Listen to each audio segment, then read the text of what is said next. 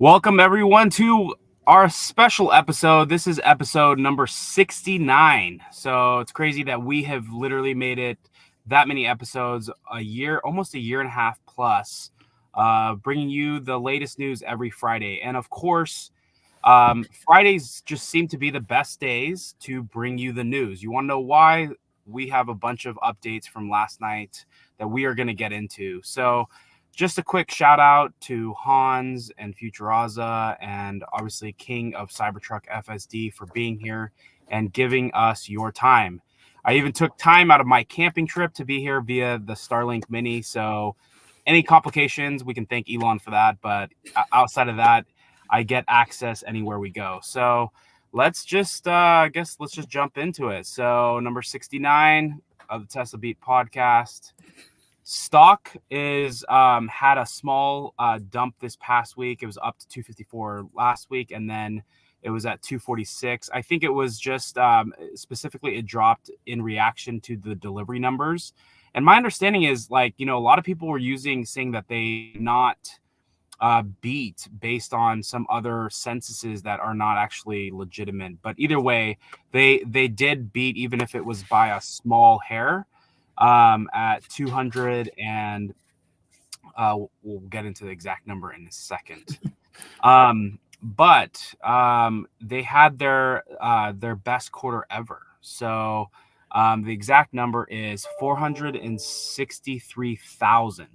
So and I believe that they're getting close to number 7 million Teslas made. They'll hit that this quarter. So this company is running hard, but I think, let's just get from the panel. What did you guys think when you saw these results? I believe it was Wednesday. How was the results? Were you expecting something different? I know, Brian, you obviously probably dropped your estimates. So how did you fare? But let's get into reactions to the delivery numbers. So my estimate was a little bit too high. Nothing crazy. I was off, I don't know, 0.5% or something. But a lot of Tesla fans were saying, "Wow, what a terrible miss." Yeah, it missed our bullish expectations, but it came in within 0.03% of Wall Street expectations. That's a dead on. Wall Street for once actually got the numbers right. How do I feel about it? I guess I'd say I'm disappointed there aren't more factories making more models, but that's coming. And Cybertruck numbers are starting to show up, and there's a number of tailwinds that we're looking at for Q4 and beyond. So how do I feel about the numbers? Fine, I guess. Well, we had a couple of disasters, right? Like especially over in China, they had that thing, and plus the shutdown like every year at the beginning of the year. So I mean, well, in February. So I think we don't tend to factor in those things. We kind of forget because we're just like going through the rigmarole of the daily grind of it all, and we, have tunnel vision when it comes to that sort of stuff. I think personally, this was good. Yeah, there's all these whisper numbers and things like that, and of course there's expectations that we hold, but to have your quarter, this is the best quarter three they've ever had. You see from the chart, like that means something. Q3 is right before you hit. Q3 is usually a lull anyway in sales for the overall auto market. People are usually not buying anything during this time because they're waiting for the sales for the end of the year and that sort of thing. So I think that was pretty impressive. I was impressed. But I'm not a stock market analyst, so well, yeah, real quick, I would just say that chart you were just showing paints the picture we needed to see. Go ahead, Hans. I mean, I am incredibly bullish right now. All the numerology signs are there. This is the 69th episode of the Tesla Beat podcast. We have produced 6.9 million cars to date, and they had, I think, 469,000 cars produced in Q3. So, with all those 69s, I don't know how people aren't more bullish on the stock right now.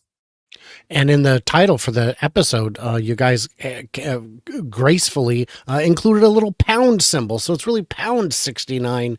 I don't know where I'm going with this. Oh boy. Oh, The show has gone off the rails, John. It's gone off the rails. Off the rails early. We should have skipped this episode and just come back next week after Robotaxi. But yeah, my overall thoughts are, there's a lot of I think it's great. I think year over year Tesla grew 6% when you're dealing with a lot of macro headwinds when it comes to interest rates at insanely high rates. You also have a lot of the uncertainty when it comes to the presidential election that's coming up. And also too, the auto market, which we've been pounding every week, is just they're all transitioning back to hybrids.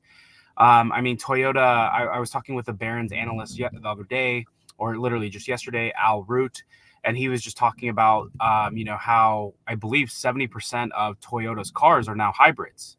So you have these insane, like the transition is literally happening to, is going back towards hybrids, and people are not jumping on board. So to see that Tesla with 5 models, you have the whole sexy plus the Cybertruck, which is at low volumes. Sorry, my little man's running out there. But yeah, like you literally have you have 5 cars, and they're producing almost 500,000 cars or delivering 500,000 in one quarter. So I'm incredibly bullish on what they're doing. Hopefully they're going to announce one or maybe more vehicles next week. Obviously the Robotaxi will be their mass production volume car. And hopefully we'll see what's on the roadmap as far as like some of these whether they come out with a van or some of these other vehicles as well. And then we all know what is looming, which is going to be the Model Y refresh Juniper. That should be sometime next year. I mean, they have been very clear that it's not coming this year. So the fact that they're still selling the Model Y at this volume, and it really hasn't slowed down. Again, we all live in it daily in that, I think if we knew, maybe that would impact our decision to purchase, but the general public probably is not aware of, what's coming next per se. So I'm happy with the results, and really looking forward to seeing how this quarter goes. I mean, obviously we have the election this quarter, so it's going to be a little bit wonky, but at the same time, like they did produce and grow 6% year over year when a lot of the market is pulling back on electric vehicles. How spoiled are we though that here we are making almost 500,000 vehicles per quarter when we were just not even that long ago, hoping they would make 500,000 in a year. It's like, man, these are crazy numbers. Crazy numbers. Yep. All right, Joe, I'm going to kick this one to you. Oh, look at this. Big breaking news last night. Yeah, that's so wild. It's so awesome to be able to have this show, like you said, on a Friday, because everything breaks on Thursday. So yeah, last night email started going out, and one of the people who broke it to me first, even before Sawyer, was a guy in our Cybertruck chat on Instagram, and he's like, "I just got this freaking email," and it was like what, and so yeah, this is pretty incredible. So what you're looking at here is the rip to the Foundation Series Cybertruck. Now, cool. Yes, they did this. No, you cannot go to the website and purchase it. It's not there yet. You have to be invited. They're going through the list. So don't think that anybody can just get a non-Foundation Series, because that would just burn a lot of bridges.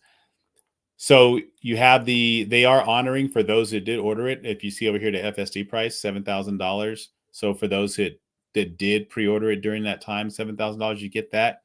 I did ask about the white is now an extra $2,000, and Bearded Tesla did a video on this because Sawyer had a video going through it. The freaking wheels are $3,500 to get the wheels with the wheel covers. So yeah, so that's the thing. You end up with like 94,000 or whatever before all the other little things that we got included. Yeah, it's pretty crazy.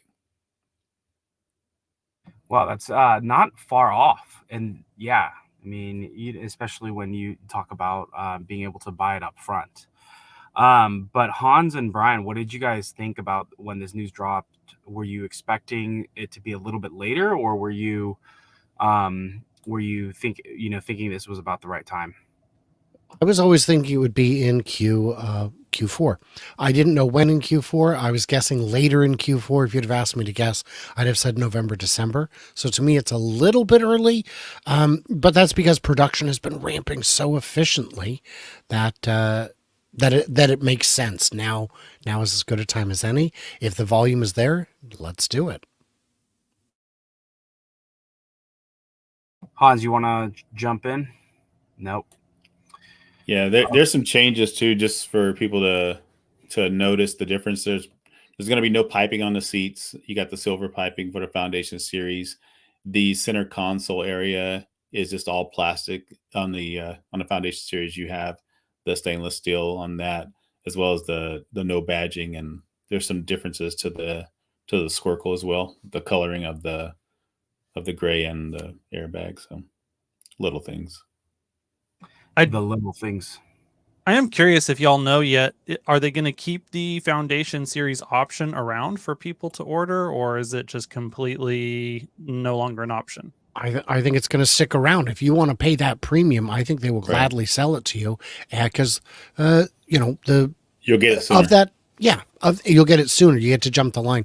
You do get, for that 20,000 premium, you do get the laser etching. I mean, that's worth 20 grand right there. But no, you get the bigger wheel, the better wheels. You get the hooks, the other little trim pieces. So yeah, and FSD, which is 8,000 because you didn't register it at the time when you could lock it in at 7. So there are people who will still be buying Foundation series. I am confident if I was Tesla, I would not wish to discontinue that. Yeah, at least to the end of the year for sure. All right. So in Tesla fashion, they had a big recall again, with a software update, very standard for them.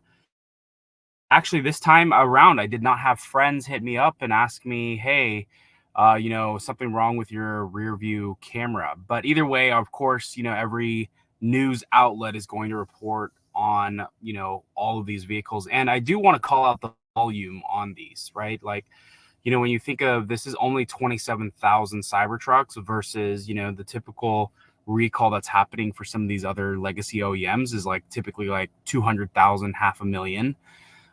But very rarely will Tesla actually have a recall where you actually have to bring it into a shop and get something fixed. That did happen once or twice, or a couple of times with the Cybertruck, but it was low volumes. Whereas most of their updates or recalls can be handled through software. So this is something that will get fixed via a software update. So make sure you're connected to the Wi-Fi, but this is typically what legacy media will do is just take something and run it up a tree to make sure that everyone knows, and anything for clicks.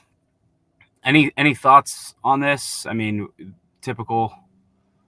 My big thought is, well, we have a ballpark idea of how many Cybertrucks have been sold, somewhere north of 27,000, because it wasn't a recall of all Cybertrucks, just 27,000 of them, which means they're going to be nipping at the lifetime sales of Ford F-150 Lightning pretty soon. Currently the best-selling electric truck of all time. I'm pretty sure actually Rivian might still be ahead of them. Yeah, Rivian might be ahead of them.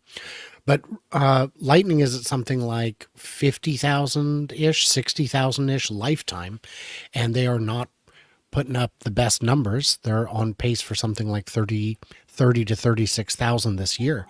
So I think it's pretty interesting. Well, and a little bit of breaking news. Yeah, they their numbers are dropping as well because they announced this morning that they are pulling back on their numbers for the year. Rivian, by the way. And that's really? between R1T and S. They were at 57,000 projected, and I think they lowered it to like 45,000, something like that. Yeah. So it is a pretty substantial cut. Yeah. All right. So this was big, literally on September 30th, September 29th, right before the quarter ended. Tesla had given all of these insane announcements on all the stuff that they would deliver in the month, and they delivered, whether it was in the 11th hour or the 12th hour, they delivered. FSD is now on the Cybertruck. The Cybertruck is the only truck that has full self-driving capabilities and can take you around and drive you. I'll let Joe kind of give his first impressions on his experience with FSD, and maybe even compare it to other cars that he's been driving it in. Excellent. So yeah, no, it was it's pretty incredible. Like, for those that have 12.5.4, I think it is, or whatever, that's the hands-free version. 0.1. Oh, is it 0.1? 12.541. Oh, good Lord. These numbers are crazy. Like, having hands-free on a Cybertruck it's pretty incredible. Like, you just, first of all, I'll say, because I had it on the Model Y, the smoothness of this versus 12.3 is pretty substantial. Like, right out the gate, you'll notice the difference right away. I won't say it's like completely 100% perfect, because to me it got close to the curbs a little bit, and when it was turning, you know what I mean? So I noticed that a couple of times, but other than that, I mean, it was freaking flawless. I mean, hands free on my way to work and home, and I drive like, it was like 40 something miles back and forth, so almost 100 miles a day, and it's just like hands free the entire way. And I'm just looking out at the windshield. You know what I mean? It's like, it's pretty dope. So I really enjoyed it. I really enjoyed the smoothness of it. I like the lane switch, like how everything about it is just really, really impressive. I don't have any thoughts. I haven't experienced it, so thank you for that, Joe. You don't have the king hat on. Hans, you want to say something? Yeah, the one thing that I would add here is I'm just really impressed with the execution in September from the Tesla AI team and rolling out all this stuff for FSD. And especially, it's the product itself is getting more capable, more complex. But for them to be able to roll out like the latest version of FSD across hardware 3 and hardware 4 SE, or S3, X, and Y cars, and then to add the Cybertruck with the latest version, like, Cybertruck isn't running 12.3.6, it's running 12.5.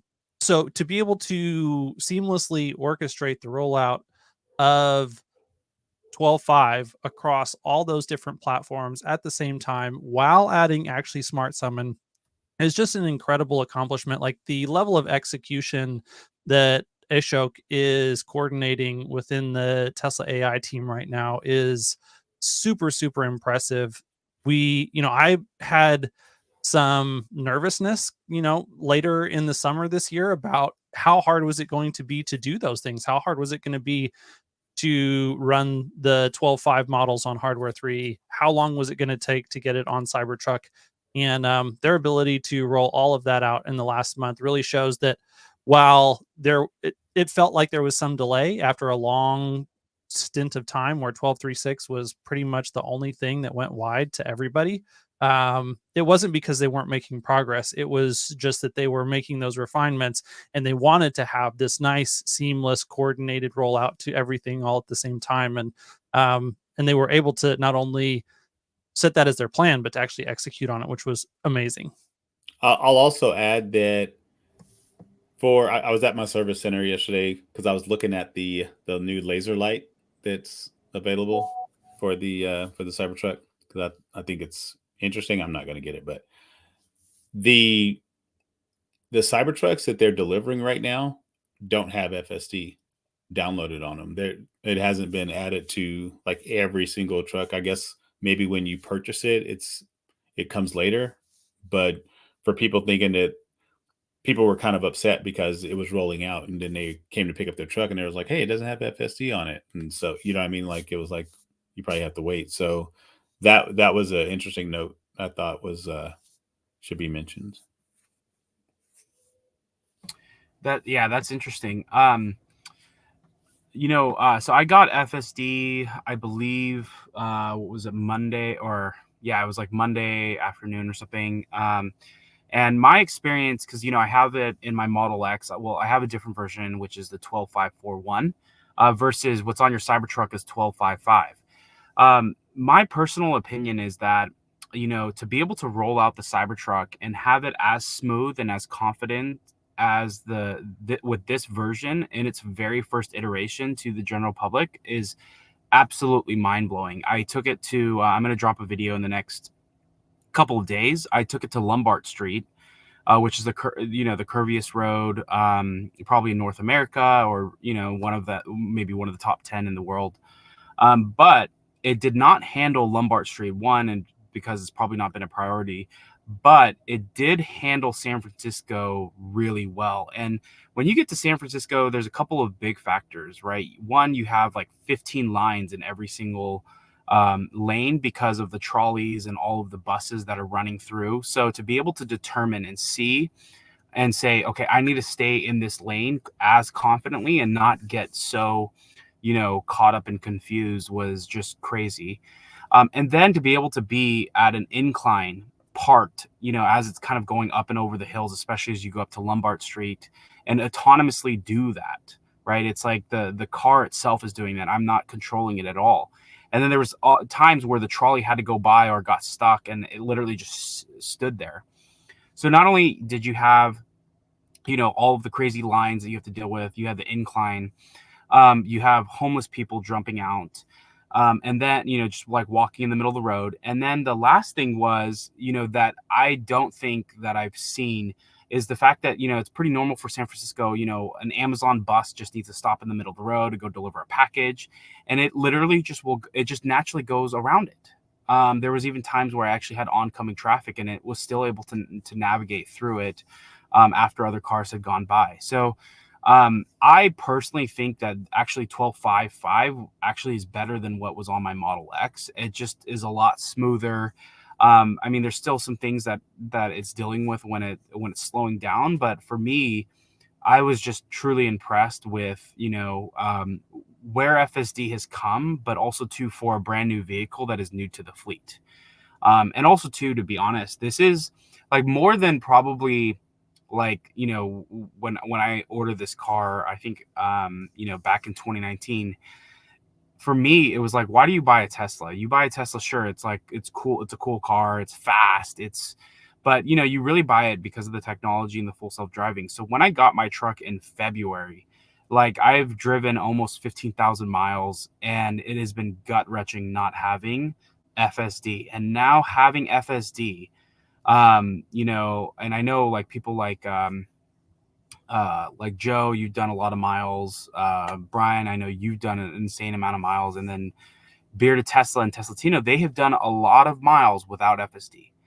And, but this with FSD just makes the Cybertruck, again, I was just having so many moments of just being in awe of the fact that this had finally been released. It feels like, maybe like winning the championship, or just, it feels like, just a big mic drop has happened, especially on a vehicle like this. And again, I took it to San Francisco, which is, probably the most complex area you can take it, at least in Northern California.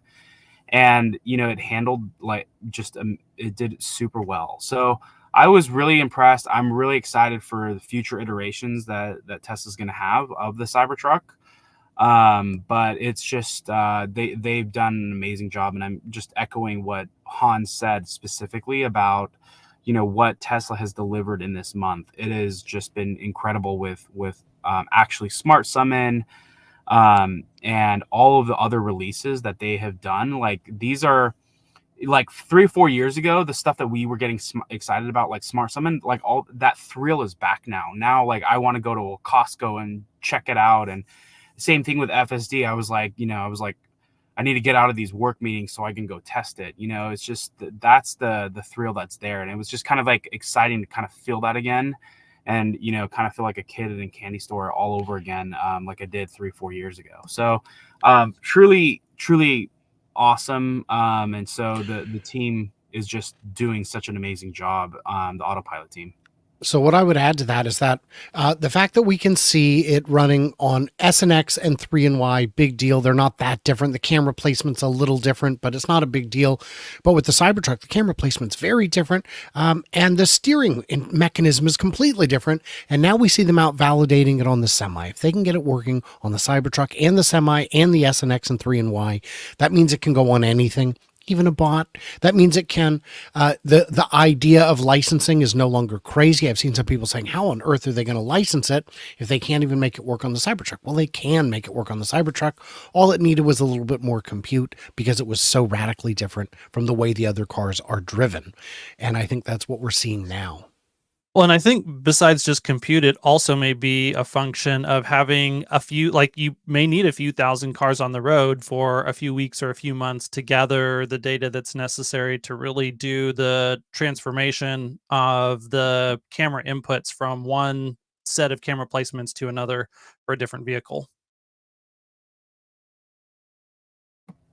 Yeah, I mean, I'm not an expert in why it took them so long. I mean, I think both of you both gave some really good reasons, but I do think, similar to what Brian was saying, it's like, they've already done the Cybertruck now. And in my experience, again, I can't really speak for Joe, but like it has done like the actual like experience FSD in the Cybertruck.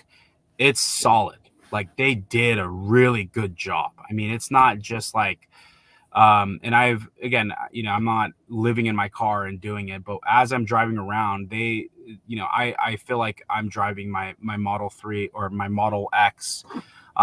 It feels comfortable. I don't feel like, there's maybe a little bit on the slowdown. It's a little rough sometimes, but outside of that, they've done an amazing job for the very first iteration. So, there have been some videos about the Tesla Semi that have gone out about, it being tested. So, I think if they can knock that down, I mean, the future for FSD is going to be incredible. And we already know it is. I mean, we're going to get a glimpse next week.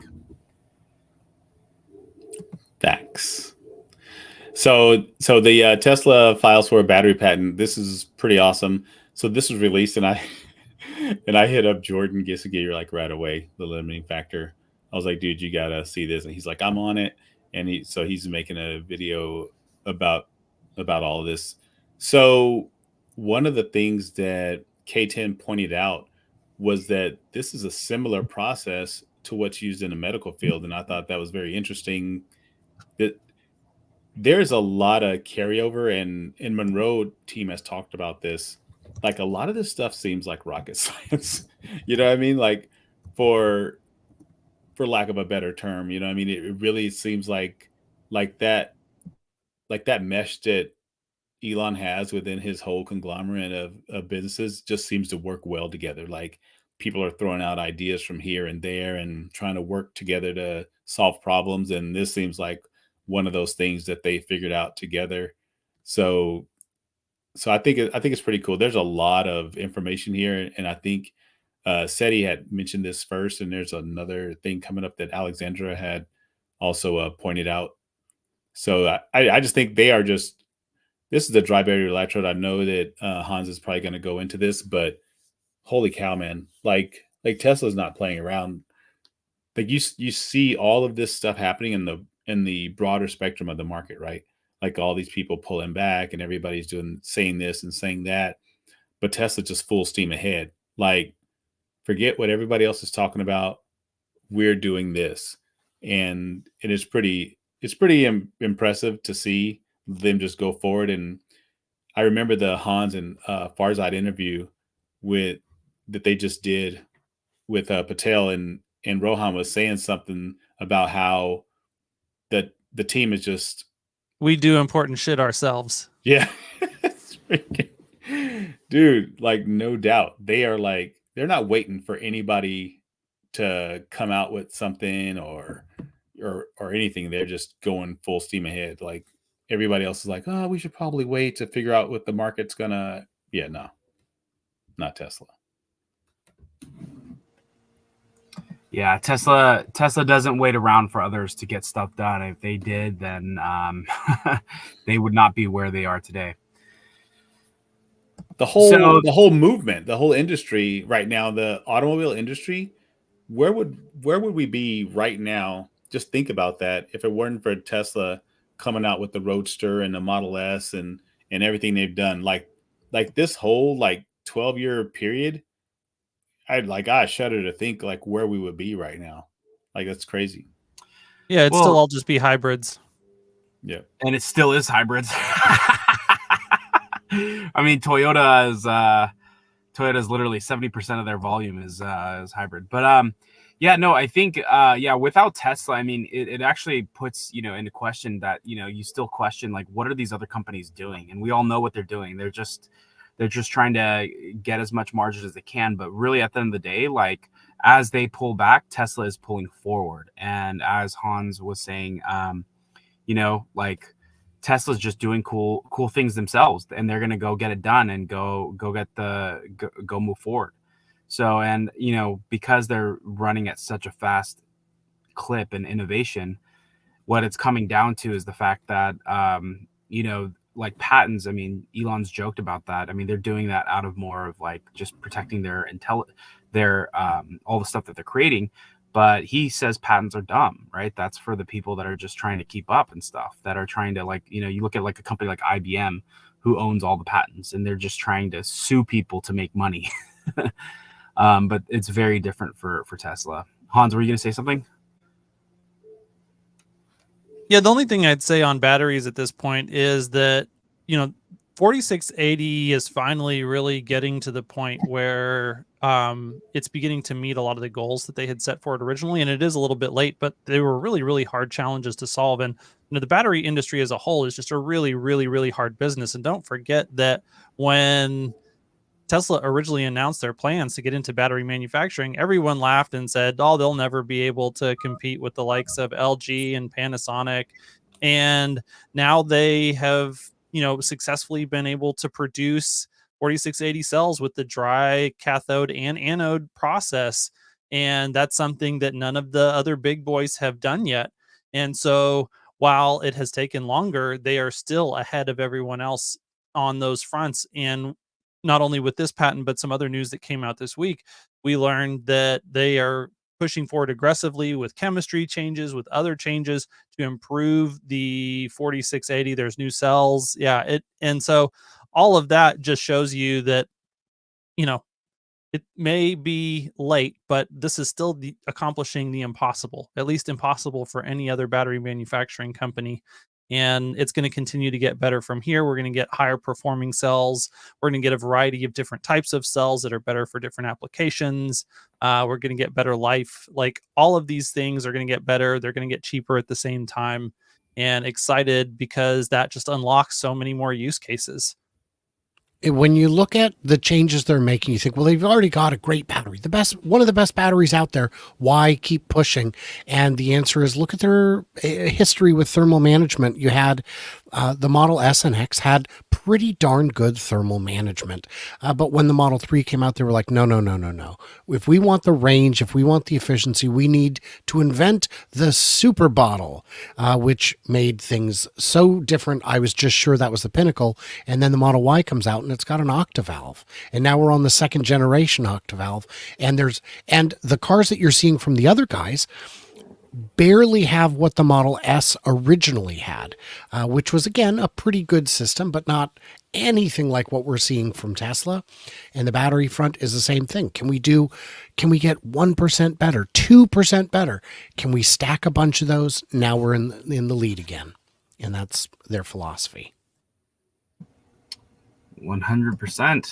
And something you had mentioned earlier, Tesla Semi is out testing. So shout out to Zangler, who is our eyes and ears on the ground over at Reno. So yeah, but just seeing even like, because this looks different than the typical Semi, so how they're kind of like revamping it is pretty crazy, but really exciting to see that innovation is just being pushed forward. Yeah, I think they have a couple of models. This has the cowl removed from the top, but they have a couple of different versions they're working on. Joe, I'll pass this one to you. Okay, so yeah, the strike in Sweden here at it. I put that it shows Tesla's strength because even though they did the strike, Tesla's numbers are still growing, and it just goes to show you that no matter what, people want a good vehicle. Yeah, I mean, like we see that all the time, but it's the facts. The facts are people want a good vehicle, and they'll spend the money for it. Yep. If no other thoughts, I think probably the unicorn, or really just some of the exciting things that I think were released in the results. I believe it was Wednesday, where with the delivery numbers was the energy numbers. So they have deployed over 750,000 power walls, but also I believe their energy business is growing at 70%, maybe more. And year over year. So it's just really, really, out some incredible numbers. And I think that, I'm really excited and bullish on the energy business, especially when you look at, some of these power outages that we're having, also to some of the natural disasters and stuff, and being able to store your energy is going to be key to just get through some of these insane times. Worth noting on deployments, a deployment, as far as we can tell, doesn't mean that they built it. It doesn't mean that they shipped it. Because as Joe will tell you, Joe drives by there periodically. Sorry, King of Cybertruck FSD says, because he's been there. I know he has. He's taken me there. The production rate is steady. So, well, it was 9 gigawatt hours last quarter. Why is it only 6.9? Nice. And the answer is because deployments are counted when final revenue is booked. You ship it, they receive it, they place it, they connect it, they electrify it, then they get permits, and then it's not until that's all done that you can book it. So even if we're at a steady 10 gigawatt hours per quarter, at some point, the number will begin to exceed 10 deployed because there's ones in the pipeline that are just now getting finished. And of course, Megafactory Shanghai will be coming online in the next few months, really. And it'll be ramping throughout 2025. And I had a show on this the other day with Matt Smith and Brad Nick and Brian Brad Wang. and Brian Wang. And thank you, because I couldn't remember. But because I'm very tired. But we were measuring it and figuring out, this is bigger. We don't know how much bigger, but it could be 2 to 3 times bigger. And of course, Shanghai speed, China moves very quickly. This is going to be a real powerhouse. And yeah, I just wanted to reemphasize the 6.9 gigawatt hours of energy storage. So more numerology, bullish on the stonk. As someone in the comments said, Han's free. Exactly.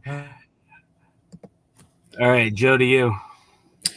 So shout out to James, man. He has a really bullish take on a lot of this stuff, and the exponential growth as we've seen with the energy and with the Q3 over Q3. Like this is just crazy. So what he's talking about is how they're almost at 7 million vehicles produced, and it's like it's going to be interesting when they announce that they actually reached 7 million. This is like, I mean, they are just making crazy. Look at this chart. Like if you just go back to even like just a couple of years ago, 2020, look at that number. We're 3 times past what we were doing in just like a few years ago. It's freaking wild, man. Yeah. 7 million vehicles coming up.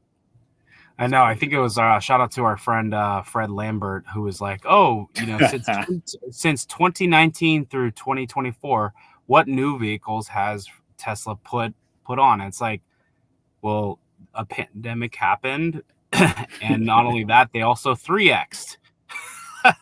Well, and they refreshed the Y, the S, then the X, then the 3.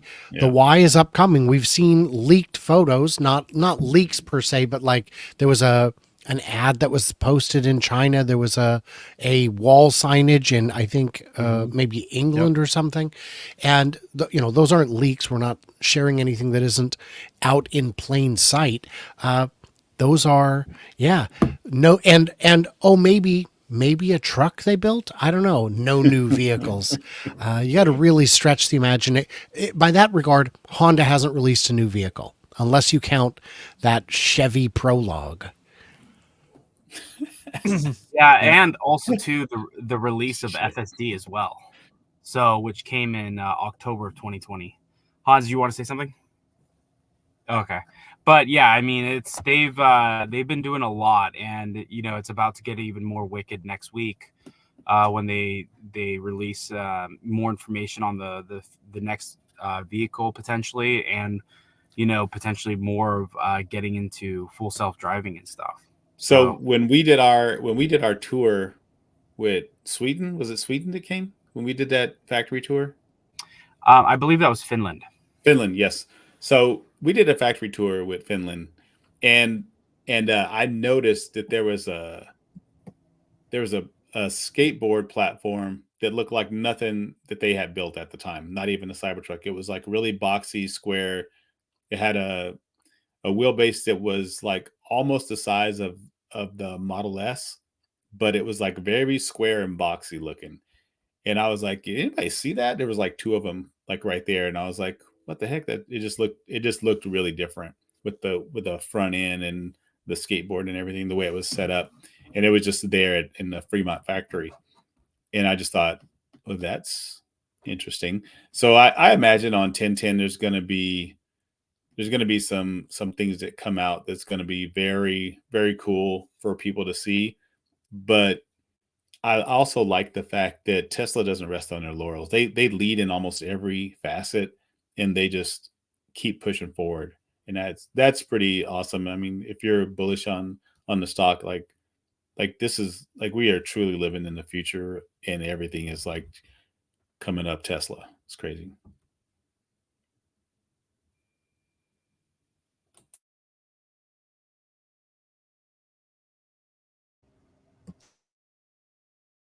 You are muted. You're muted.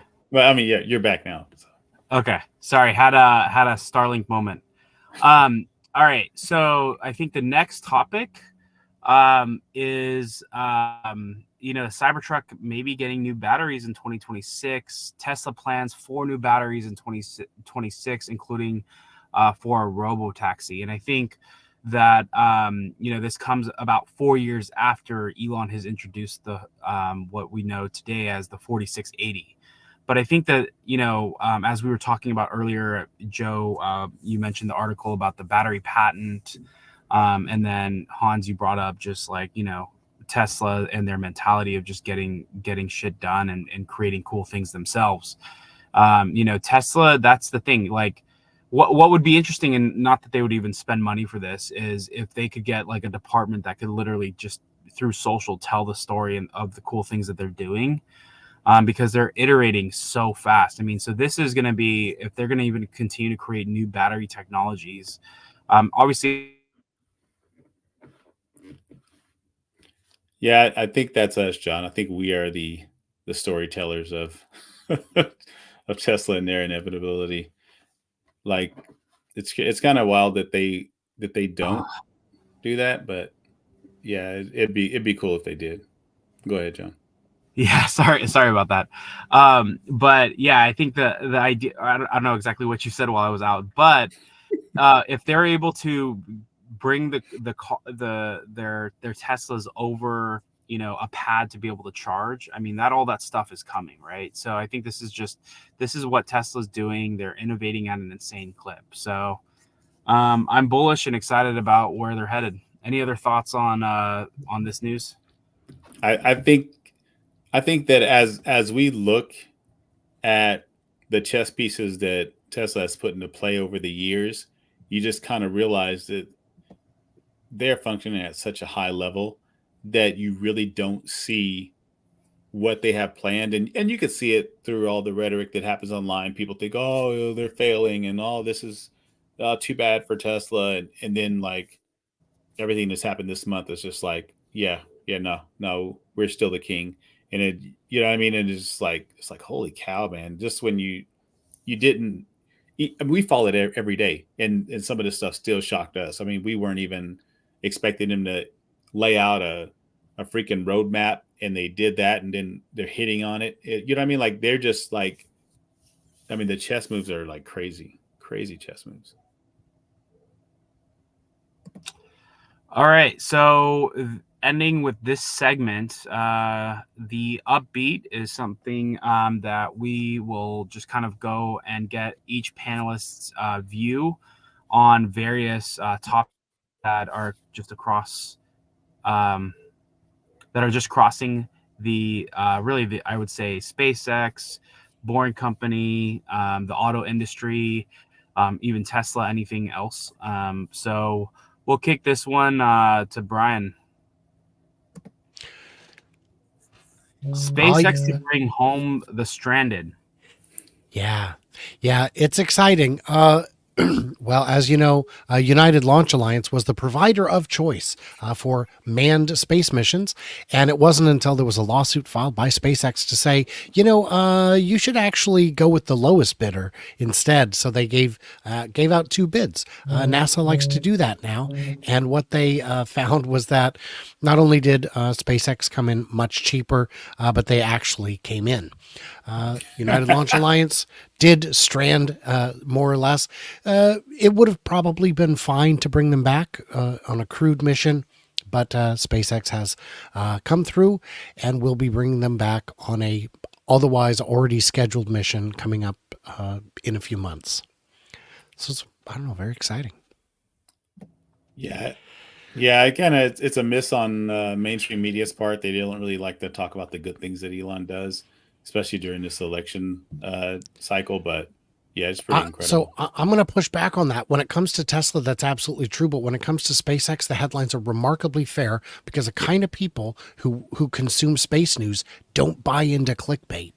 So if you want, still, I mean, this wasn't like really publicly known though. Like, it wasn't like widespread. That the stranded part was, but the fact that SpaceX is bringing them back really wasn't like as prevalent as I'd say most people don't follow it. I'd say there's a comment that came in earlier. Someone said most people don't know that the Juniper is coming because most people don't follow this stuff the way. Of course, to us, we've got answers, man. When someone at a supercharger says, "I got a weird question," you go, "No, you don't. Give me a shot. Let's hear it." And it's so we follow this stuff really closely. So. Yeah, I think we see things differently. I do think, let me know what you think, but, at least on X, and obviously because this is now Elon's platform, you see it a lot more, but all the stuff that he's doing with all the Starlink minis that are going out, this is not something that you're seeing across. I mean, it took, 3 days after Biden got off the beach to finally talk about how they partnered or whatever at this point. But I do know that, the stuff that Elon is doing to like bring connectivity, like at the end of the day, his companies are making the biggest impact on humanity.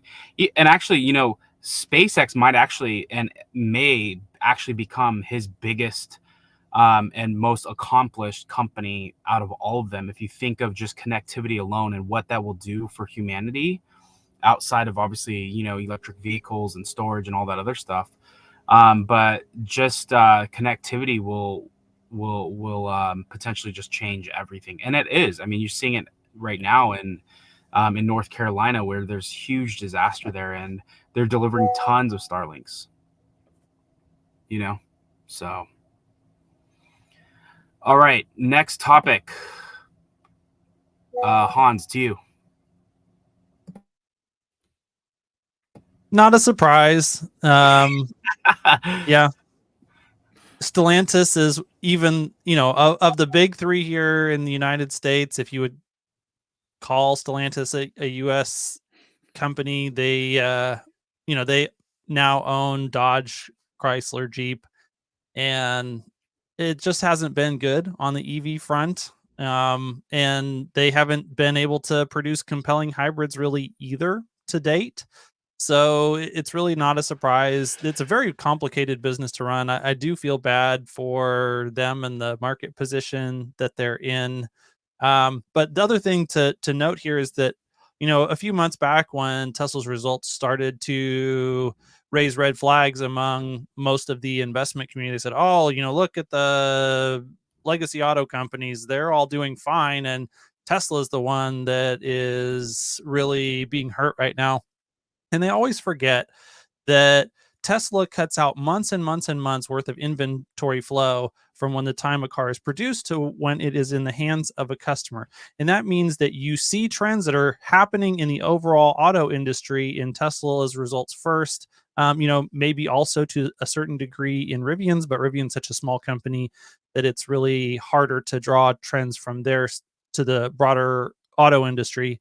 And so now we see Tesla's results picking up, and we're just seeing all those same market headwinds that Tesla was facing 6 months ago really show up in the financial results for GM, for Toyota, for Stellantis is not the only legacy auto company right now that is really feeling the pain of the broader auto industry cyclical, downtrend.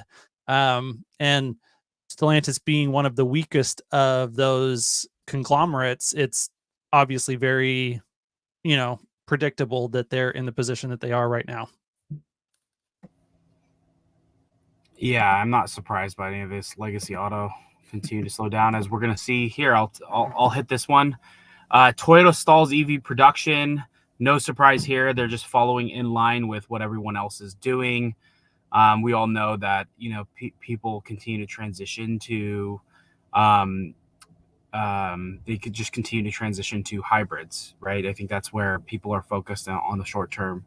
But I still think long term, electric vehicles will continue to win out. I don't know. I don't think we'll for sure get rid of gas cars, especially just given there are certain needs for them. And but I think that at some point people will continue to just point to electric vehicles. Any other thoughts on this one? Yeah, I think we're just entering that time when from VHS to DVD where people were, buying those multiple players that had both. And, it's just like a really weird time. Like nobody really wanted a VHS player. Like they were trash. You had to deal with the tracking all the time. Yes, I'm that old. And then boom, here comes like DVDs. And EVs are just going to take off. It's just going to hit. Just a slow burn. People really don't like change, man. They'll do anything they can not to change. It's wild.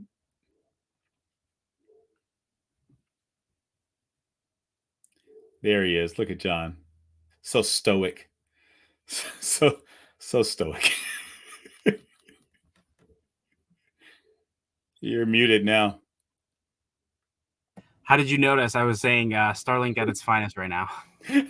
I'm in like a wide open area, so I don't know what's going on. But the satellites are moving. I know, clearly. Joe, we'll pitch this one to you. So just like I said, a global ambassador, like this guy sent out thousands of freaking Starlinks to help out the situation that's happening right now. And for those that don't know, like, shameless plug for the EV clubs. There is a link where you can go ahead and donate because we're still dealing with this issue, and it might not be the current hashtag and it might not be what's trending right now, but these people are still displaced and a lot of families lost, and there's things that are still happening, and so they still need our help.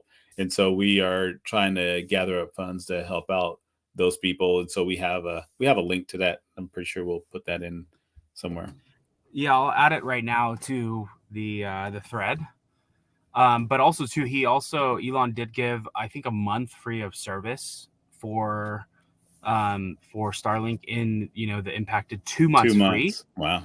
And like there's one guy on X, I don't remember his name, but he has like 35 Starlinks connected to his account right now. Helping. He lives somewhere in North Carolina, and he's just buying them from like Best Buy and Costco, and he's just bringing them to these places. So Yeah, it's awesome. incredible. Yeah. Yeah, he made that post about how he's just helping people set up and, you know, showing people how to interface and work it, and that's pretty awesome. Such a good community, man. Yeah, so I just posted the link. All right, so next one is let's hit we'll hit Brian with this one. Pass. I'm not doing politics. I'm not doing politics. You can find someone else for that one. All right, pass on this one. Okay, so Brian, we'll throw this one back to you. Edmunds Model 3 performance is the best in class. It's crazy, right? I still have people telling me, well, it's too expensive. It should be priced like a Corolla. And that's not the class it's in. It's in the class with like the M3 or the, you know, there's some great cars out there, and it's half the price and almost as good a performance, a little quicker in some ways, maybe not as good in corners as others. But it's such a good car. I had a chance to take one autocross racing maybe a month ago, and it is great. So yeah, this will come as no surprise to anyone who's had a chance to actually drive them. It's smoother than a Model Y. It's quicker than a performance Model 3 that you're used to. It's a hell of a car. 100%. Agreed. All right, Hans. EVgo 1 billion for 7,500 chargers. I'm going to take a political pass on this one too, because wasting $1 billion on 7,500 chargers that don't work pisses me off. So I'll actually grab this one then, because I see it not as a political failure, but a policy failure. And really the problem is, if they don't get buried in cash, they're not going to build them, and we just need them. What I would like to see is, you know, a hard rule on uptime guarantees. You know, put some strings on this purse, so that it isn't just free money like we saw with the telecoms, who took billions to build out rural broadband internet and didn't. So it'll be, yeah, That's a lot of money for 7,500. Well, yes, and the other problem is it's a loan, which means they are going to pay it back with interest. What are you going to charge? $1 a kilowatt hour? You'll have to if you want to get your loan repaid. And then the problem becomes, no one's going to pay that. That's too much money. And I've seen people complain, it's not cheap. EVs are not cheaper because public charging, like in Oregon, Brian, near you, it's 43 cents. It's not. 43 cents is the state average, but only if you go station by station, not handle by handle, and certainly not by volume. By volume, everyone's using Tesla. 25 cents a kilowatt hour, which is way cheaper than gas. Gas would be around 38 cents a kilowatt hour based on Oregon's gasoline prices. So, and it's ignoring the biggest chunk of the pie, which is people who charge at home for 8 cents. So yeah, I could go on for days. Don't make me. Yeah, I just did the rough math on that. That's $130,000 per supercharger. So, Jeez. And that's probably per handle, not per station. Right. Don't you think? Crazy. It's probably per handle. Yeah, 7,500 chargers are pretty. Yeah, that's insane. It's a bit much. Yeah, it's crazy. All right, Hans, you can't pass on this one. Second place in the EU. Yesla is the number one, of course. Yeah. Volvo. Yeah, go for it. It's cool to see Volvo. You know, they are decent. I would say Volvo and Hyundai are kind of the best of the legacy BEV makers, and it's cool to see them have some success with this vehicle. Europe obviously needs good options. And then the other thing to say here is that, you know, Volvo is kind of a proxy for Geely. And so like this is a way for China to really get BEVs into Europe and kind of skirt a lot of the tariffs and regulations that are being put in place there. So I would say from that standpoint, it's really not even surprising. But yeah, good on them. And John, before we go, don't forget to tell someone in the comments had asked who among us is going to 1010, and the answer is just John. But there is a before party. Would you tell us about it? So I believe the Tesla owners of Santa Clarita Valley, is that what you're talking about, Brian? The one yeah. the day before that I saw. Yeah. So go to Tesla owners SCV. They'll be or Black Model 3 on X. They're going to be meeting up at a taco place. I don't know. I forgot the exact city that they're going to be in, but again, on X, Tesla owners SCV, they'll get you in on that. And then I do think, I don't know if they're still letting people there. Some people are going to be doing a Warner Bros. Studio tour at 11 a.m. that morning. And then we're still working out the details for the after party. There is a watch party I know that is just being released, but I think it's in Torrance, which I think people are saying it's a little bit further away from the Burbank area. If you wanted to watch it, but depending on no one knows when this event's going to end, just because if they're going to be doing potentially robo-taxi drives, it could end up going pretty late, like the Cybertruck event did. But if they don't, then it could end pretty early at like 9:30 or something. So we'll see what that is. But yeah, if you're in the area and you want to hang out and even have a ticket, or don't have a ticket, come hang out the day before. Otherwise, stay tuned for all the stuff that's going to be happening afterwards. Again, if it's too late, I don't know how many places will be open super late that are close by.